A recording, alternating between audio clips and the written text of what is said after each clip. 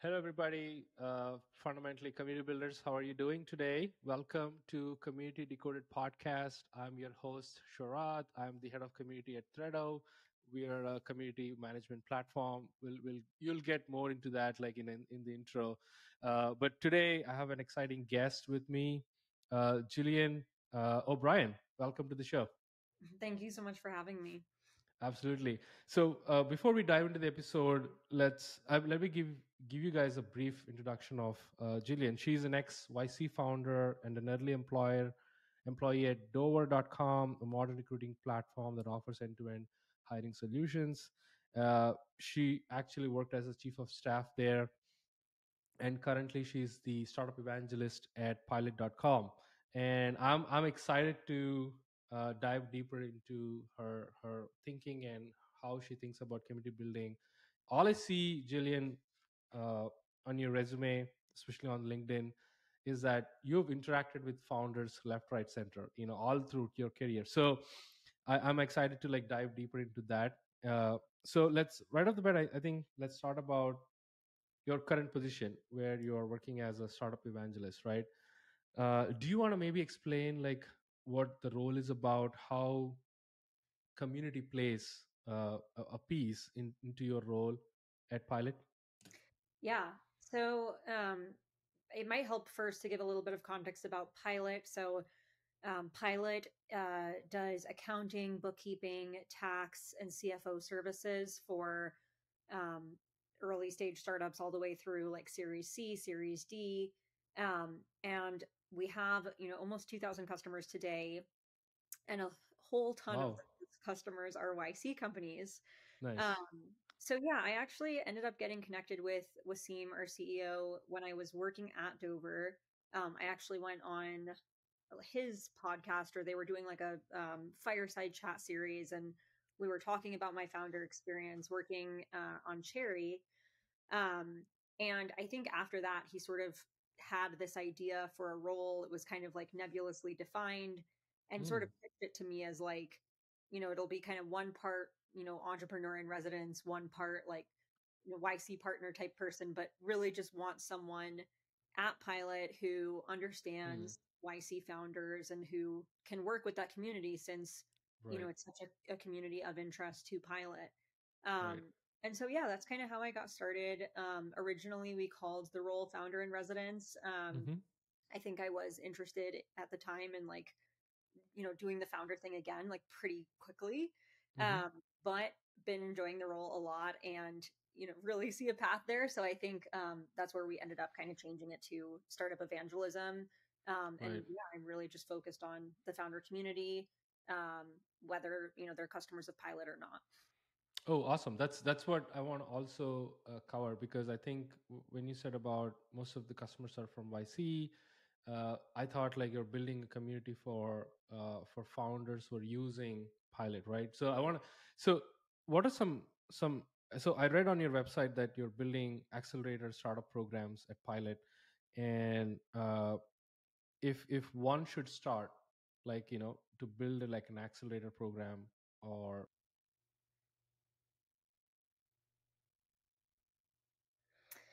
Yeah. So just to make sure that I'm understanding, you're saying if one is building an accelerator or like a community around an accelerator? a community around accelerator. Yeah, so I mean, I think you have to be mindful of that audience, and one of the reasons that we so like there are roles out there, like Salesforce is a company that comes to mind, where like they have evangelism, they have like roles there that are really community focused about, their customer base exclusively. Hmm. But when we're thinking about founders, uh, we really want to. The cool thing about Pilot is like, the founders and the team really wants to just be helpful and a resource to founders. Right. From the very beginning, like from their first day, like all the way through to the point that they, bring their finances in house. Right. So, with that in mind, and also kind of considering like the founder persona and what their priorities are, Hmm. it's really not a community where it works to be like super transactional or salesy. Mm. Um, Right. works much better if you can understand their priorities, which is like, they're in a very vulnerable situation. They're trying to build a business. They're trying to Right. survive. And so like just doing things that are going to help them accomplish those primary goals first. And then, Right. hey, when the time comes, when they're thinking about finances, like we're there. Um, Hmm. but yeah, I think to answer your question kind of more in a more straightforward way, um, to build a community around an accelerator or like an early stage startup Hmm. program, Hmm. you just have to be mindful of the priorities that that group has. Um, Right. yeah. Yeah, I think that's great. I think you have to have a lot of intention to add to it, right? Like the priorities you mentioned, I think is it. I fundamentally believe communities should be like a two-way thing. It's when I say two-way thing, it's not really about transactional, but more about how can we help them, and the same time how can they help other community members, right? Like Hmm. as a community leaders ourselves, we should empower that. And absolutely, you're totally on point on that.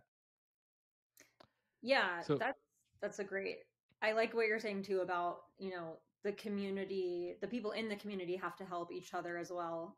correct. Because yes, we also do really count on the community for like data insights and events and information sharing. So we do also count on the community that we create to, do things that are supportive for the greater good, essentially.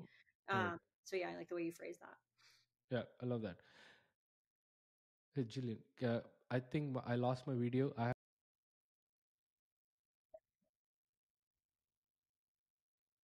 Okay. Okay.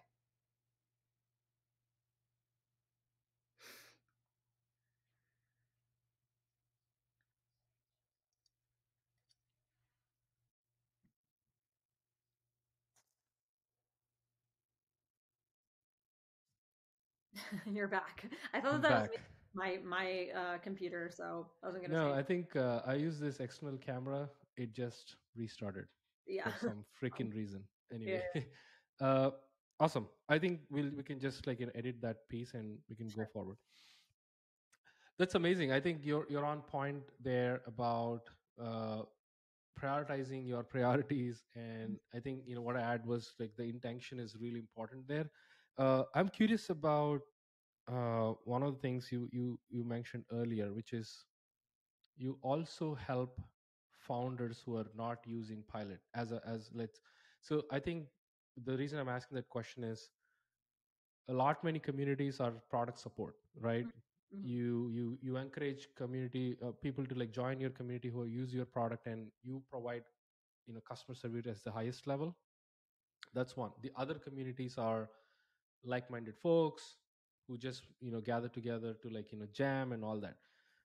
So what are some programs that you are thinking about to build, or what are all already in the pipeline for non-product users? The reason I'm asking again is to bring some clarity around, like for folks who are listening, how can they Mm-hmm. actually build product oriented community as well as non-product oriented community. Yeah. So one of the reasons that we allow, I guess, or are interested in creating a founder community that goes beyond just our customers is because the founder persona or like the founder experience in general is very mysterious, and like there's Hmm. not a lot of sources of like good reliable information. um, there's a lot of like kind of free advice Right. coming from like dubious sources. And so really like community is essential. Like when you have founders in your network that you trust that have done it before, you can really lean on them to get the information that you need. I think the SVB situation that happened recently Mm, was a really good example of how the community really needed each other. mm, And you weren't necessarily just going to trust,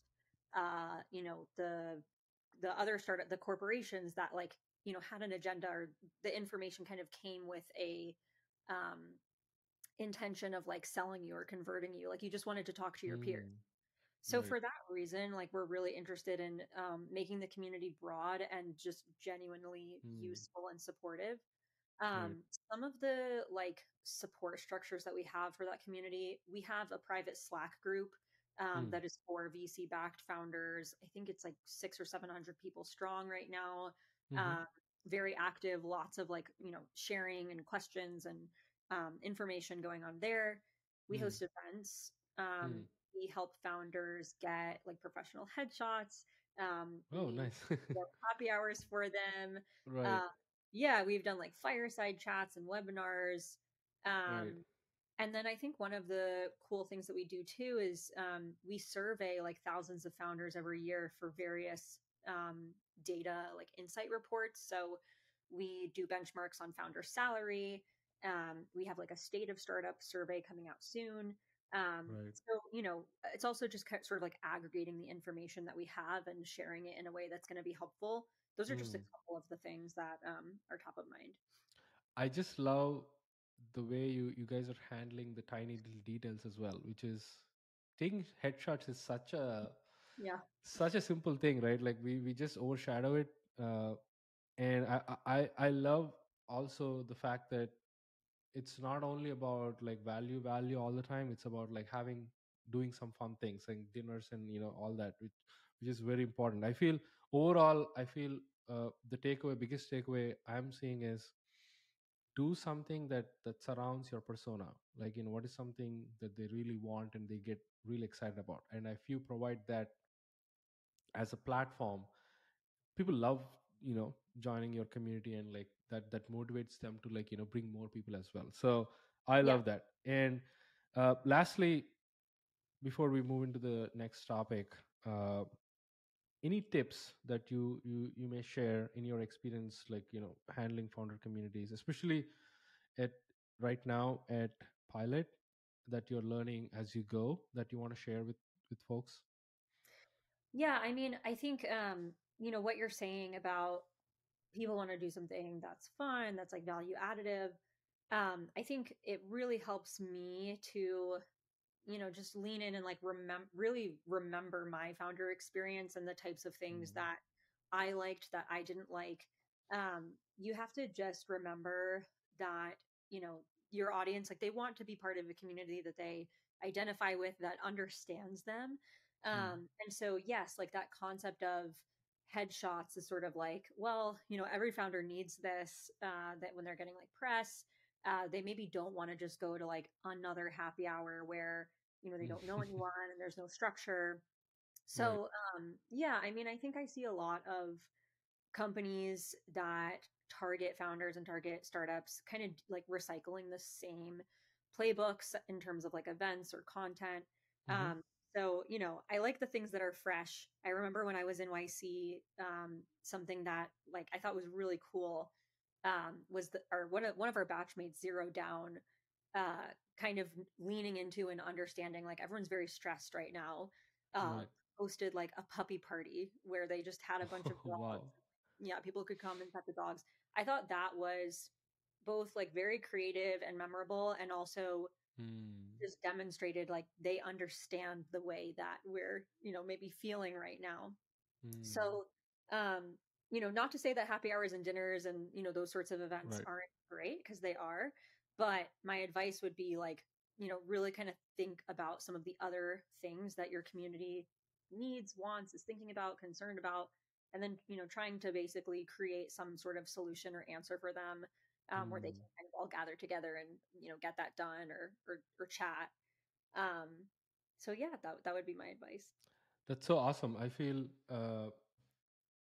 if you summarize, if you ask me to summarize what you said, I think it's empathizing with your community persona, right? if Yeah, you're if you're going through anxiety, do something that reduces that anxiety. sure. If you're winning, constantly celebrate that win so that you can amplify them. And if you're stuck, how can you like help them to get out of it? I feel you just have to like travel with them, and it's a long journey. Mhm. That's what I'm hearing. A lot of empathy,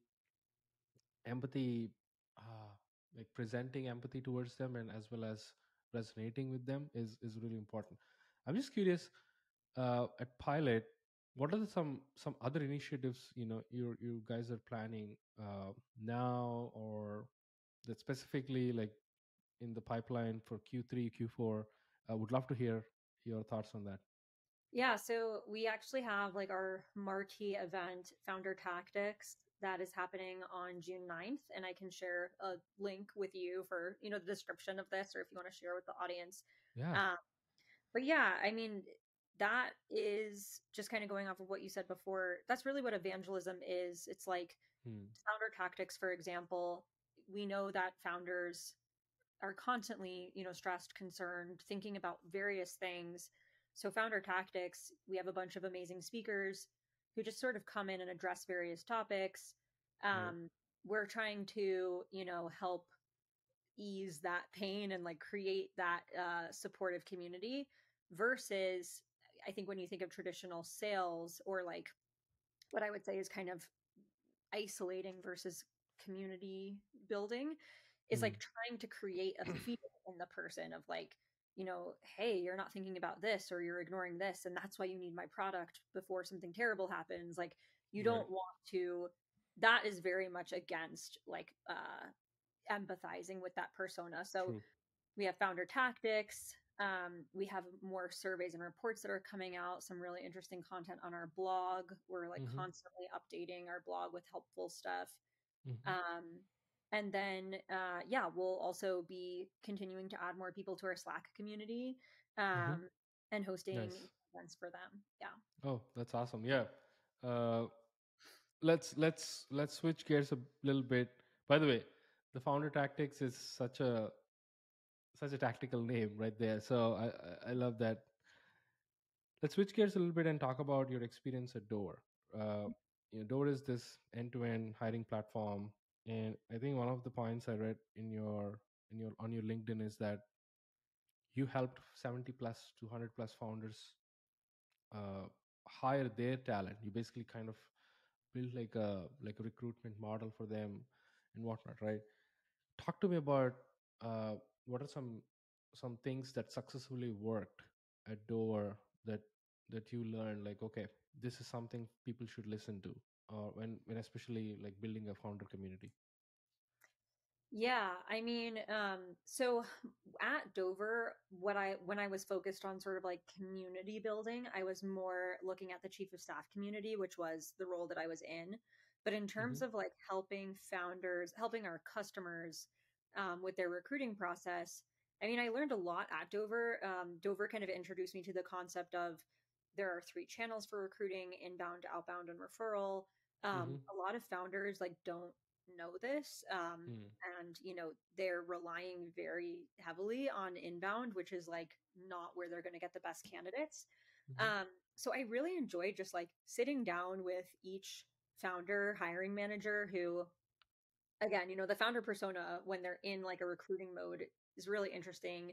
They have a million other priorities. They need to fundraise, they need to keep the business alive, they need to continue working on iterating on the product, maybe they have competitors, but then Right. also like they need to suddenly become like very skilled, good recruiters and salespeople to bring people into the business. um, Right. and so, I just liked working with them, understanding, more about their business and why they were excited to work on it, and really kind of helping them consider their brand. What would make an A plus candidate want to work there. Um, Mm. so yeah, I really did a lot of kind of like consultative, like one to one One-on-ones. help that. Yeah. I think there is some power in one-on-ones, even though it Sure. takes hell lot of time. Like, it requires your effort, it's energy draining, and all that's like the con list. I think the biggest pro to me is to get to know that person, other person you're meeting one-on-one, and you get to like really help them or learn from them, like both ways again. And that exhibiting that in a very private space really helps build a bond. To me, I've done so many one-on-ones in my experience, and every time I get out of it, I either I learn something, and I have this feeling that, okay, I helped this person, or they actually are in the right direction, or this is something I learned from it as well as, you know so one-on-ones is such an underrated, I think going back to YC, it's like do things that don't scale way. I feel if people should build, if people are willing to build a solid community, I think one-on-ones are right on, that's the right solution. That's all right. That's awesome. Let's talk about YC. I want to understand a couple things. One is, apart from investing in, I think one of the largest set of collection of unicorn startups, YC is also probably built like a largest founder community ever on the planet. Hmm. As a YC founder, what did you observe that they're doing it incredibly right in terms of community building that we all should learn from? Yeah, I mean, one of the first things that comes to mind, and it's been like in the back of my head for this conversation, like one of the other essential parts I think of having a community is in a way like there has to be some element of exclusivity to it. And what I mean by that is like if you look on LinkedIn at the title founder, you're going to find like 6 million plus people who have that as their title. And I think that the YC community has, I think, 4,000 companies, 9,000 founders. I think that was like the most recent stat that was published. So Mm, you're right. Like it is a huge community, maybe the biggest founder community, but it's not so big that it's like, unuseful. mm, There's like just every founder in here, like people who are like, basically like it's so big that I can't identify with people easily. Um, right. there are different like categories of founder. You have bootstrap founders, VC backed founders, you have, seed stage, series A, hardware, software. Like you want some way of kind of narrowing it down a little bit so that you can talk to people that are relevant. So I think Right. one of the things that YC does well is, they are prestigious enough that they're attracting like 20,000 plus applicants, but then they're only accepting like 200 companies or 2 to 400 companies per batch. So like Mm, they are really, I think, evaluating founders for, their seriousness and their grit and their ability, and really just ensuring that like only the founders that the they're best. really excited about are there. Yeah, so I think with that exclusivity, like all of the founders in the community have placed their trust in like YC um as that first like gate or like filter. I'm looking for the word filter. Mm, Um, so like once you're in the community, I trust you. Like there's something there where I trust that like you're a peer of mine and you're someone that I want to talk to. YC has sort of vetted you for me. mm. And so I think that they've done a good job of that. I think, yeah, I do acknowledge. I have to acknowledge that, which is it's a filtered community. It's not like everybody can get in, Right. right? And when they source this high talent, high conviction oriented founders, I think that's their biggest uh, successful ways that they found that really worked well. And as a YC founder yourself, you just like reiterated it. Uh, so let's talk about your founder experience at Cherry, right? Like, what was it like, going into YC? What was it like? How did the community play a role in terms of? I think Cherry is a credit card company, if I'm not wrong, or a smart card company where employees can or founders can actually pick their benefits, if I'm not wrong. But yeah, you do the explanation. Sure. Yeah, the idea of Cherry was it was an HR SaaS platform. It was a marketplace. And yes, we were issuing Stripe, virtual Stripe cards to Hmm. people, to employees, and then giving them a marketplace of really it was perks. They weren't like healthcare benefits. They were more sort of like, um, gym memberships and Uber, Lyft, like the kinds of perks that a company might offer, and then employees could choose their own. Hmm. So yeah, that was the idea there, and then you just kind of want to hear about like my experience in YC. Yeah, just your how did that community, YC community, as well as just in core, like how did you grow from 0 to 1 uh, using community as a lever? Yeah, so I would say there were definitely like highs and lows or pros and cons with the community in my experience as like 23-year-old like first time female founder working with my sister. um so I mean, on one hand, YC was so necessary for us because we were really coming in with and this is, I think, why YC, or like one of the like main reasons that they exist, and like one of the things Mm, they care about. We had no connections really in tech. We didn't go to Stanford. mm, I was not technical. I was like had just left what was my first job after graduating college as like an influencer marketer. Like, so we felt very like illegitimate founders. And mm, so being part of YC really, I think, like helped us like place us and get at least people to take us a little bit seriously. We felt too like we kind of came in with this very like academic mindset, like we were just mm, really ready to like learn and absorb everything, and like we wanted to hear the advice from the people who had done it before and done it well. But like what I kind of write about, I have like a blog where I kind of detailed like the downfall of Cherry. We were very much noobs, and like we mm, were not like confident enough as first time founders, really like trust ourselves and our sense of the business. And so in some ways the community has downfalls as well that were a bit difficult. Like I think it was for both of us our first time kind of like being in a room where it was like a sea of people that were almost all men, and we just felt very out of place and a little intimidated. And I think for both of us, we just never had that experience before. mm, So like again, like the community had so many positive impacts for us. A lot of the people in my YC batch are still like my very close friends. And also that experience of sort of like I feel a little bit isolated here as well has helped me connect to other female mm. YC founders, and other people who have that kind of situation or story, help them kind of get through that.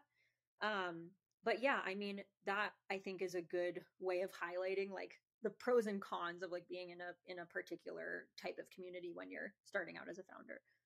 Awesome.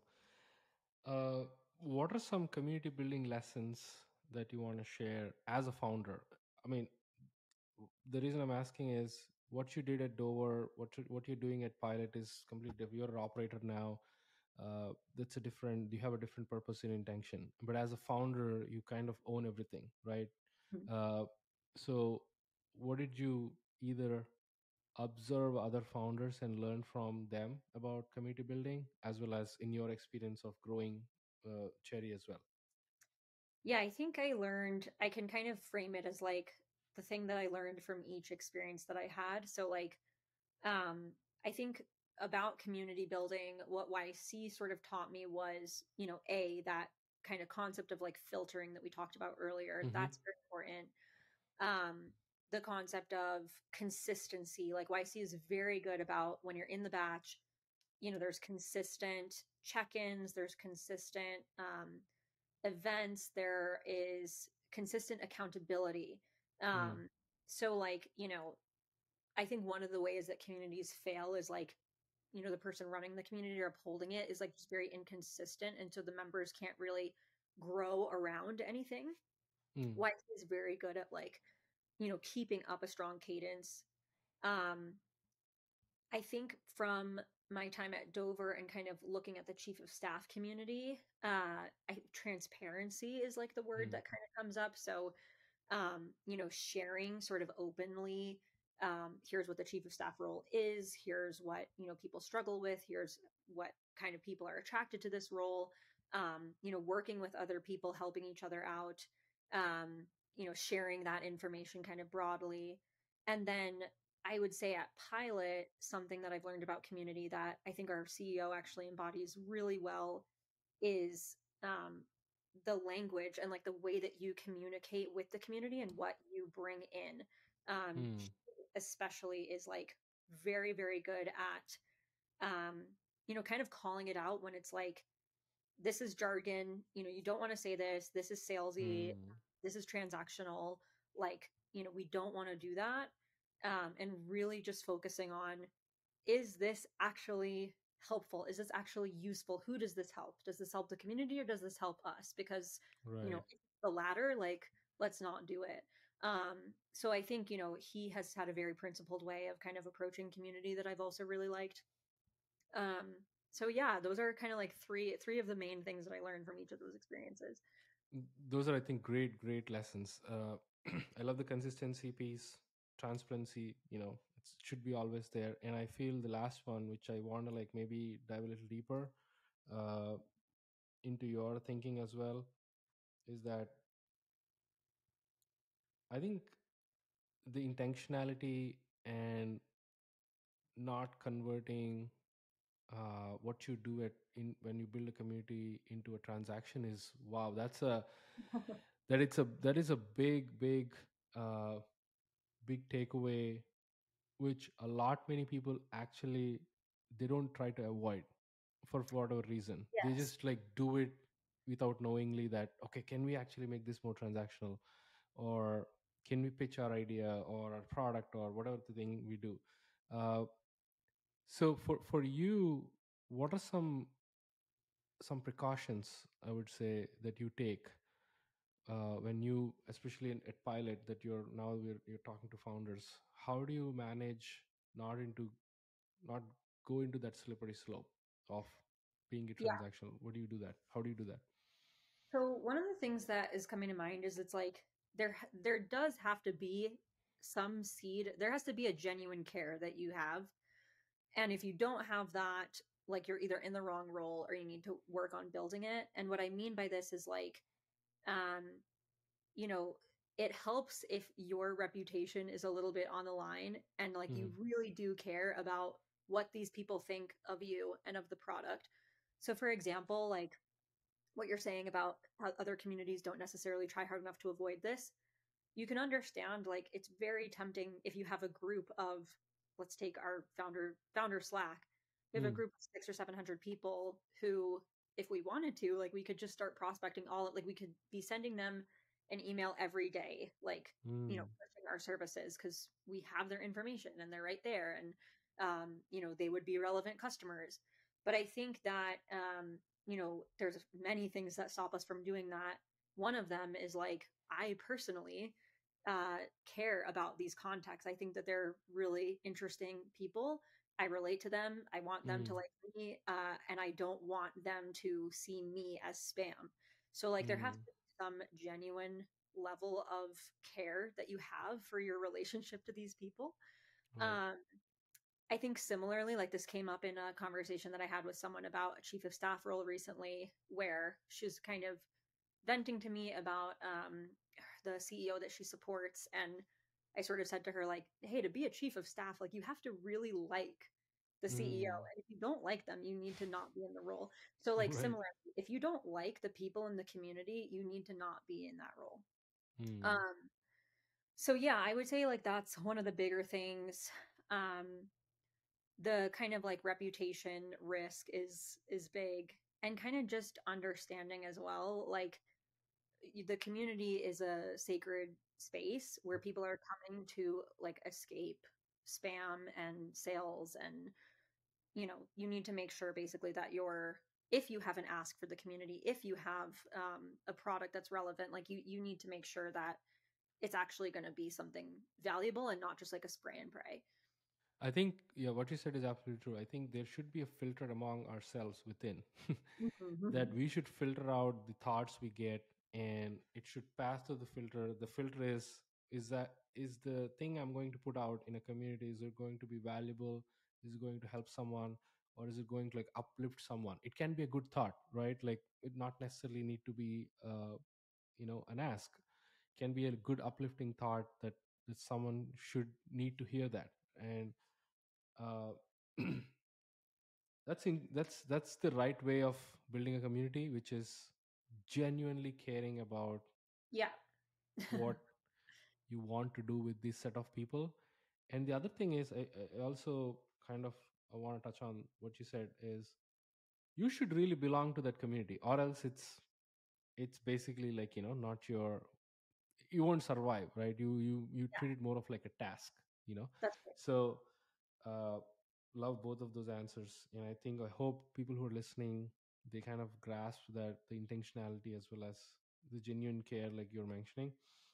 I do have like a couple of questions before we wrap up, but what are some things or some trends you're observing? You've talked to like hundreds of founders, that founders are doing in community building, like you see something different recently, or like, in your experience, that you should like take that creative part, that puppy show is incredible. Like I feel that's so on point.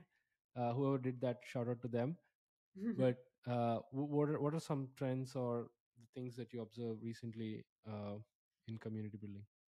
Yeah, so trends in community building specifically, I'm definitely noticing communities that are going earlier and earlier. And I'm actually seeing this in YC as well. So like um it's becoming more inclusive, like Hmm. and maybe actually Pilot is another example of this. It's like you can be part of our community, let's say like a year before you in theory are Right. like eligible to become a customer or something.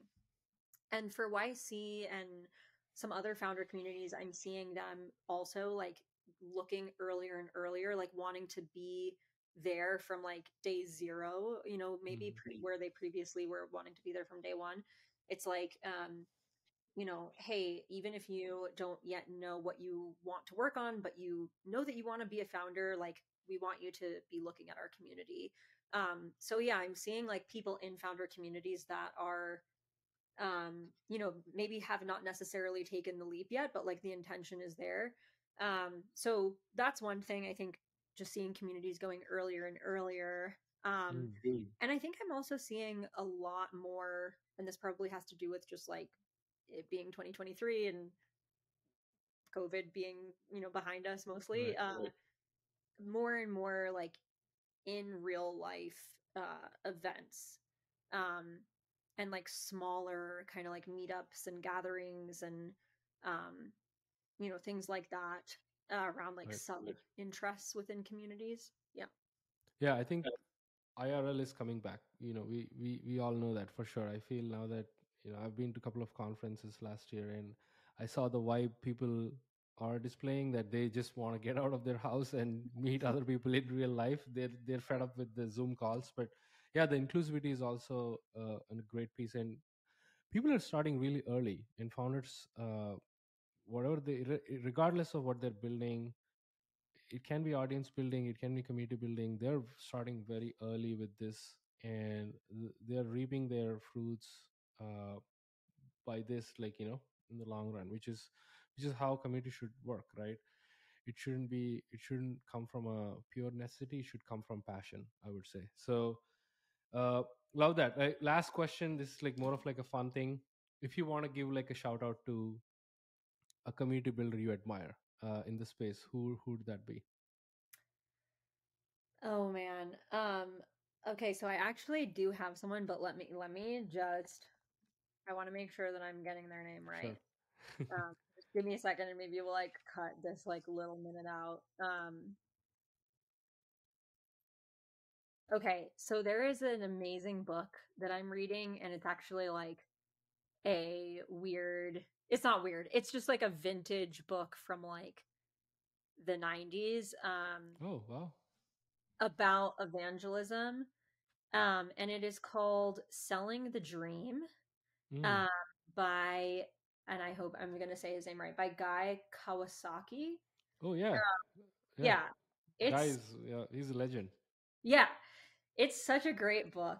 And it's so fun as well, like reading it in 2023. And I mean, not only are like the principles about evangelism and community like still so true, like, the information has not aged at all, but there's also like some funny call outs from him saying like, if you have any questions, please send me an electronic mail or fax me, just things that like we would never see today. That's just like really fun and like nerdy. Right. So yeah, I would definitely recommend anyone who's building community to read this book. He does an amazing job also of drawing the line between evangelism and sales, which we've kind of been talking Mm, about today. So right. Yeah, I love Guy Kawasaki. He's the pioneers of startup evangelism. I think he did incredible work with Apple, and I think he's working with Canva right now as a global evangelist, I guess. mm. Uh, Jillian, this has been so much fun. I think we can go on and on about like founder communities and your experience digging deeper into like tactics and whatnot. But yeah, thanks so much for sharing your knowledge, your lessons, and the things you learned in the past as a founder, as a community builder. Any closing thoughts before we wrap up? I guess if anyone wants to connect with me one on one after hearing this, or is interested in founder community stuff that we have going on, interested in pilot, you can reach me at Hmm. Gillian.O'Brien at pilot.com, and I'll send you my email as well so that you can link it if you Absolutely. want. Yeah, But we'll put always all down. that in the show notes. Yeah, for Cool. sure. Yeah, we'll put all the show notes. The things, the book you mentioned, and the resources and everything. But yeah, this has been fun, and stay tuned, guys. Thanks for tuning in again for this episode. We have some awesome guests lined up for the rest of April and May, and I'm stoked to bring the best out of these folks. Like Jillian, you just killed about founder communities today, and I learned so much about the intentionality as well as transparency and consistency. So uh, that's it for this episode, and thanks for tuning in again. Appreciate you guys. Thanks so much for having me.